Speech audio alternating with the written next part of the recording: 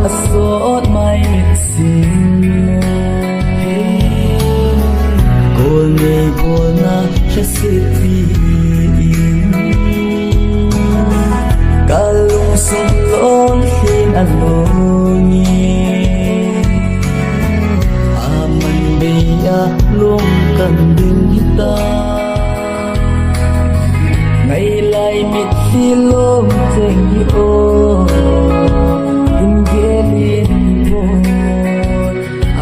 tandang kalau nahim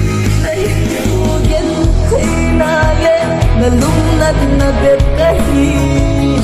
lungsin ingay damo nahim yugen tinale nalunad na betahi lungsin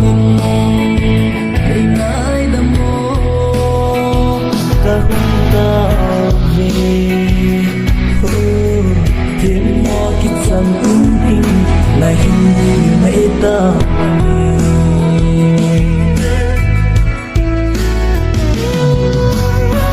Kayang yan ay happy ising nagsundo Yan thay tiin na hinhan po natin Kay si anag yan thay nahuli Nahilo na Zosi song Kay di mo ahinay ngay damo Kahong tabi Nung sining Ningay damo Nahilugan tinali Nalunad na betahi Nung sining Ningay damo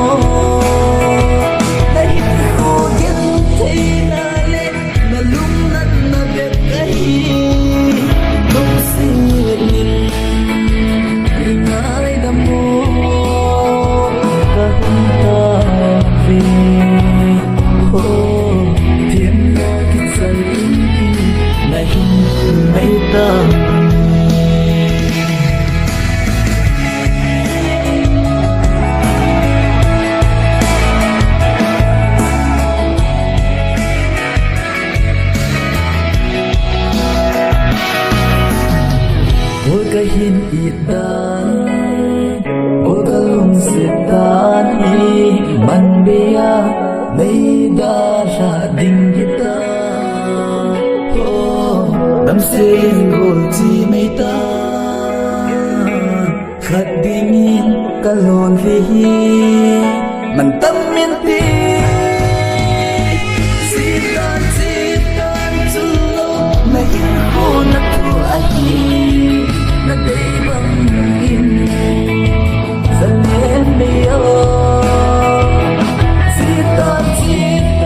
tulong Na hinko na tuahi Nagdaibang ini Zalien beyo Lung hay selin Oh Kino kitsan inti Na hindi may ta